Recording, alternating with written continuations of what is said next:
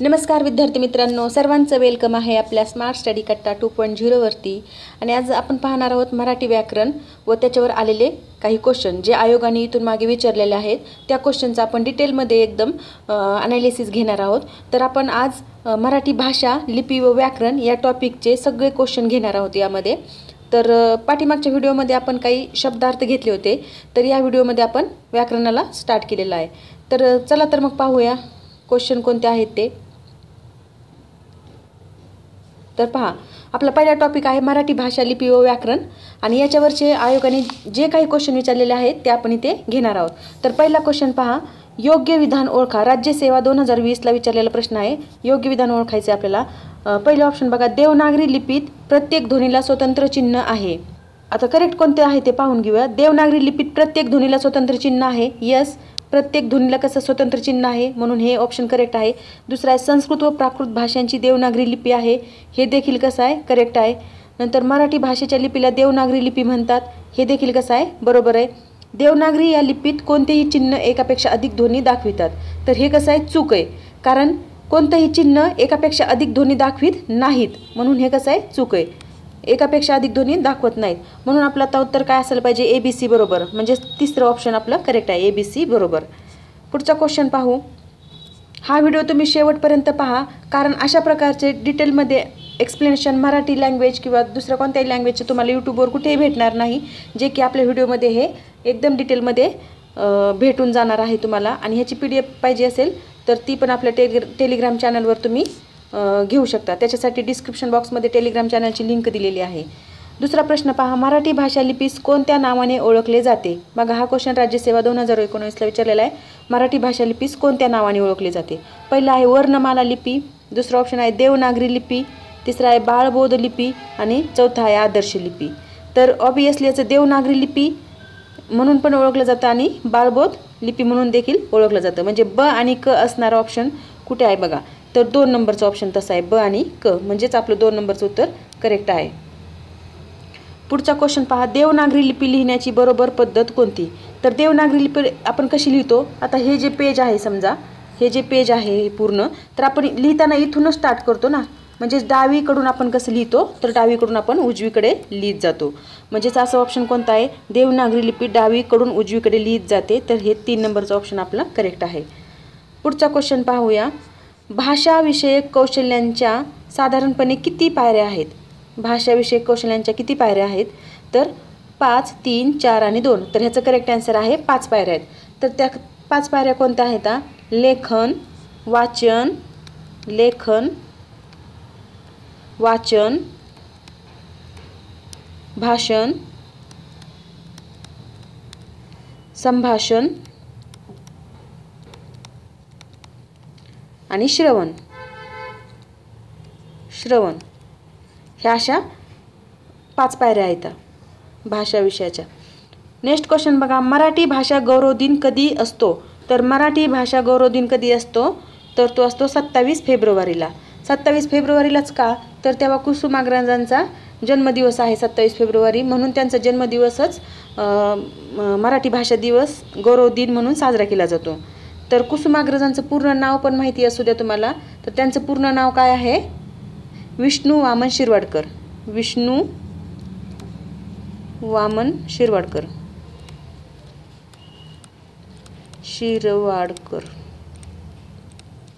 आणि विष्णू वामन शिरवाडकर म्हणजेच कुसुमाग्रज यांचा जन्मदिवस मराठी भाषा गौरव दिन म्हणून साजरा केला जातो, तो आहे 27 फेब्रुवारी। पुढचा क्वेश्चन पहा, मराठी भाषा लेखनासाठी लिपीचा वापर करतात, तर कोणती लिपी आहे जिचा वापर केला जातो मराठी भाषा लेखनासाठी? तर पहिलं ऑप्शन आहे देवनागरी, दुसरा आहे ब्राह्मी, तिसरा आहे सकाळ आणि चौथा आहे सुंदरा। तर ह्याचं करेक्ट आन्सर आहे देवनागरी लिपी। आपण देवनागरी लिपीचाच वापर करतो। नेक्स्ट क्वेश्चन, ठराविक क्रमाने आलेल्या अक्षरांच्या समूहातून एक विशिष्ट अर्थ व्यक्त होतो, त्याला डॅश डॅश असे म्हणतात। तर ठराविक क्रमाने जो अक्षरांचा समूह असतो त्याला काय म्हणतात? तर त्याला शब्द म्हणतात। आता पहिलं ऑप्शन आहे वर्ण, दुसरा आहे स्वर आणि तिसरा आहे शब्द, म्हणजेच आपलं करेक्ट आन्सर आहे शब्द। इथे काय अक्षरांचा समूह असेल तर तो काय असतो? शब्द। आणि वर्ण म्हणजे काय? वर्ण म्हणजे जे आपल्या मुखातून निघणारे मूलध्वनी असतात त्यांना आपण वर्ण म्हणतो। आणि स्वर म्हणजे काय? ज्या तोंडातून जेव्हा आपला आवाज निघतो तेव्हा आपल्या ओठांचा आणि आपल्या तोंडातलं कोणत्याही अवयव जे असतात म्हणजे आतले टाळू किंवा जीभ ह्याचा कुठेही स्पर्श न होता जो स्वर बाहेर निघतो, जो आवाज बाहेर निघतो त्याला आपण स्वर म्हणतो, त्या ध्वनीला आपण स्वर म्हणतो. आणि शब्दाचं तर आपण पाहिलंच. आणि वाक्य म्हणजे काय, एक पूर्ण अर्थाचे बोलणे म्हणजे वाक्य. आता 8वा क्वेश्चन पहा, विचार, भावना, अनुभव व कल्पना व्यक्त करण्याचे साधन म्हणजे डॅश डॅश होय. तर ह्याचं काय आन्सर आहे, हातवारे. नुसतं हातवारे करून आपण विचार, भावना, अनुभव व्यक्त करू शकतो का, नाही, म्हणजे हे नाही. मग दुसरं काय, भाषा. तर येस, भाषेमुळेच आपण काय करतो, विचार, भावना, अनुभव जे काही असेल ते आपण व्यक्त करू शकतो. किंवा नुसत्या लिपीने देखील आपण व्यक्त करू शकत नाही, किंवा नुसतं संवाद. पण संवाद साधण्यासाठी भाषेची तर गरज आहे, म्हणून आपलं करेक्ट आन्सर आहे भाषा, 2 नंबर. नेक्स्ट क्वेश्चन काय, देवनागरी लिपी लिहिण्याची पद्धत स्पष्ट करणारे वाक्य शोधा. आत्ताच हा क्वेश्चन येऊन गेलेला आहे. पुन्हा हा PSI मुख्य 2016ला पण हाच क्वेश्चन आला. देवनागरी लिपी लिहिण्याची पद्धत कोणती आहे, देवनागरी लिपी लिहिण्याची पद्धत डावीकडून उजवीकडे, म्हणजेच देवनागरी लिपी पद्धत डावीकडून उजवीकडे अशी आहे, म्हणजेच 1 नंबर उत्तर आपलं करेक्ट आहे. नेक्स्ट क्वेश्चन, मराठी भाषेसंदर्भातील पुढील कोणते वाक्य अयोग्य आहे, चुकीचं ओळखायचं आपल्याला. पहिला ऑप्शन आहे, मराठी असे आमुची मायबोली असे प्रत्येक मराठी भाषिकाने अभिमानाने म्हटले पाहिजे. यस, म्हटलेच पाहिजे, कारण आपली ती मायबोली आहे. अगदी प्राचीन काळापासून या भाषेचा आपण वापर करतो. नंतर दुसरं काय, मराठी महाराष्ट्र राज्याची राजभाषा आहे. राजभाषा म्हणजे काय, जी भाषा त्या राज्याची प्रमाणित भाषा असते तिला आपण राजभाषा म्हणतो. म्हणजे हे देखील ऑप्शन कसं आहे, करेक्ट आहे. हिंदी ही मराठी भाषेची जननी नाही, चूक आहे. हे काय, चूक आहे. आणि आपल्याला अयोग्यच ओळखायचं, म्हणजे 3 नंबरचं ऑप्शन आपलं बरोबर आहे. 4 नंबरचं काय, आज मराठी भाषेच्या लेखनासाठी देवनागरी लिपीचा वापर होतो. यस, देवनागरी लिपीचाच वापर केला जातो, म्हणजे हे पण बरोबर आहे. 11 नंबरचा क्वेश्चन काय बघा, चूक की बरोबर सांगायचं आहे आपल्याला. पहिलं ऑप्शन आहे, प्राचीन काळी भारतात ब्राह्मी आणि खरोष्टी या 2 लिप्या प्रचारात होत्या. ब्राह्मी आणि खरोष्टी. दुसरं आहे, खरोष्टी ही आर्य भारतीय लिपी आहे. आणि तिसरं आहे, ब्रह्मदेवाने निर्माण केलेल्या लिपीला ब्राह्मी लिपी म्हणतात. इथं टेलेल्या झालं, इथे केलेलं आहे, प्रिंट मिस्टेक झाली ती माझ्याकडून. तर लिपीला काय, ब्राह्मी लिपी असं म्हणतात. तर कोणतं चूक आहे याच्यातलं, तर ब चूक आहे. कारण खरोष्टी ही आर्य भारतीय लिपी आहे का, तर नाही. तर खरोष्टी ही लिपी गांधारी लिपी आहे. खरोष्टी ही लिपी कसली आहे, गांधारी लिपी आहे. जी बौद्ध उल्लेख होता त्याच्यामध्ये या लिपीचा उल्लेख आढळून येतो. किंवा मग कुशाण काळात पण या लिपीचा वापर केलेला आहे, खरोष्टी लिपीचा. म्हणून हे कसं आहे, चूक आहे. ब चूक असणारा पर्याय कोणता आहे, ब चूक असणारा पर्याय नाही. तर आपल्याला इथे खाली बरोबर, आता बघा ब आणि क चूक आहे, पण इथे क चूक आहे का, आपलं नाही, म्हणजे ही पर्याय नाही. अ आणि ब बरोबर, ब चूक असल्यामुळे हा पण पर्याय नाही. अ आणि क बरोबर, आपला करेक्ट आन्सर आहे अ आणि क बरोबर, कारण ब आपलं चुकीचं आहे. नेक्स्ट क्वेश्चन पहा, भाषा ही केवळ संवादाचेच माध्यम नाही, तर साहित्याच्या संदर्भात ती आत्मविष्काराचे सर्वश्रेष्ठ माध्यम आहे. तर हे सेंटेन्स जे दिलेलं आहे ते कसं आहे ते ओळखायचं आपल्याला. संपूर्ण बरोबर आहे, संपूर्ण चूक आहे, पूर्वार्ध म्हणजे अर्ध वाक्य बरोबर आहे आणि अर्ध चूक आहे असं आहे का, तर नाही. आणि उत्तरार्ध म्हणजे शेवटचं वाक्य फक्त बरोबर आहे असं म्हणता येते, तर नाही. तर हे वाक्य कसं आहे, संपूर्ण बरोबर आहे. कारण भाषा हे संवादाचेच माध्यम नाही, तर ते एक आत्मविष्काराचे श्रेष्ठ माध्यम आहे असं त्यांना सांगायचं आहे. म्हणून ते आपलं पूर्ण वाक्य कसं आहे, बरोबर आहे. आता 13 नंबरचा क्वेश्चन पाहूया, चूक की बरोबर सांगा.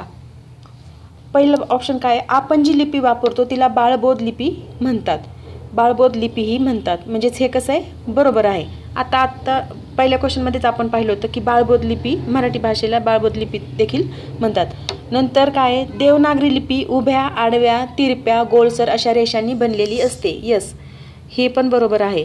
देवनागरी लेखकाच्या उजवीकडून डावीकडे लिहिली जाते. देवनागरी लिपी उजवीकडून डावीकडे नाही, तर ही कशी लिहिली जाते, डावीकडून उजवीकडे लिहिली जाते. म्हणून हे कसं आहे, चूक आहे. म्हणजेच आपलं अ आणि ब बरोबर आहे. अ आणि ब बरोबर आहे, क चूक आहे. म्हणजेच आपलं क चूक आहे, पहिलंच ऑप्शन बरोबर आहे. 14 नंबरचा क्वेश्चन पहा, खालील विधानातील योग्य उत्तर शोधा. आणि आपले भाषा शिक्षण विविध कौशल्यावर सुरू असते. तर इथे काय, ऐकणे, बोलणे, वाचणे आणि फिरणे. तर आपले भाषा शिक्षण जे विविध कौशल्यावर अवलंबून असते, तर ते कोणते कोणते कौशल्य आहेत ज्याच्यावर भाषा शिक्षण अवलंबून असते. आणि खाली पर्याय दिलेत, म्हणजे ते पर्यायामध्ये ते कौशल्य दिलेत. कोणतं, ऐकणे हे कौशल्य आहे. यस, ऐकणे ही भाषा विकसित करण्याचं एक कौशल्य आहे. किंवा बोलणे हे देखील आहे. आणि वाचन जास्तीत जास्त केल्यानंतर आपली भाषा विकसित होत असते, म्हणजेच हे देखील केलं आहे. कोणतीही भाषा शिकण्यासाठी तिला बोलावं पण लागतं, तेव्हा ती आपण जास्त फ्लुएन्सी येते. तर फिरणे आणि भाषा विषय कौशल्याचा काही संबंध आहे का? नाही, म्हणून हे काय चूक आहे. तर फक्त आपलं अ ब क बरोबर आहे, म्हणजे 4 नंबरचं उत्तर आपलं करेक्ट आहे. नेक्स्ट क्वेश्चन आहे 15 नंबरचा. पर्यायी उत्तरातून योग्य ते पर्यायी उत्तर शोधा. भाषा नदीच्या प्रवाहाप्रमाणे असते. भाषा नदीच्या प्रवाहाप्रमाणे असते आणि त्याचं कारण काय ते सांगायचं आपल्याला. पहिलं बघा, भाषेच्या प्रवाहात वळणे नसतात. वळणे नसतात या शब्दामुळे हे चूक आहे. तर भाषेच्या प्रभावात काय असतात? वळणे असतात पाहिजे होते, इथे असतात. भाषेमध्ये बदल होत जातात. यस, भाषेमध्ये बदल होत जातात. नंतर काय? भाषेच्या व्याकरणात नियमांना मुरड घालावी लागत नाही. तर लागत नाही का? व्याकरणांना मुरड घालावं लागते का नाही? म्हणजे हे नाही, हे या शब्दामुळे ही चूक आहे. तर इथे असायला पाहिजे होती. आणि भाषेचा प्रवाह अखंड चालू नसतो नाही, तर नसतो यामुळे चूक आहे. तर भाषेचा प्रवाह अखंड चालू असतो असं पाहिजे, असतो.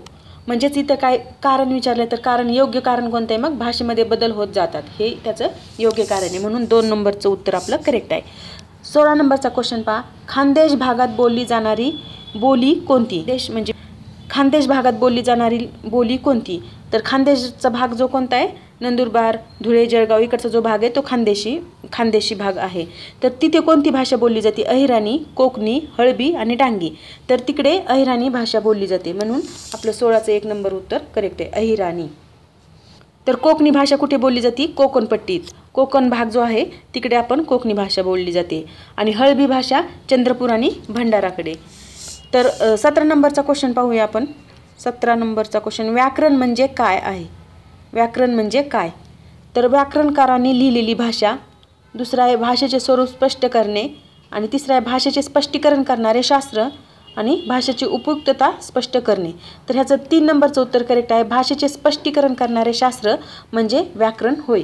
व्याकरण म्हणजे काय? भाषेचे स्पष्टीकरण करणारे शास्त्र.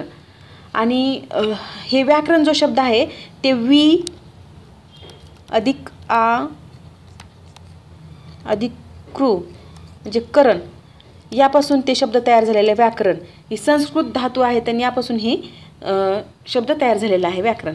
18 नंबरचा क्वेश्चन पहा. देवनागरी लिपी असणाऱ्या भाषा कोणत्या?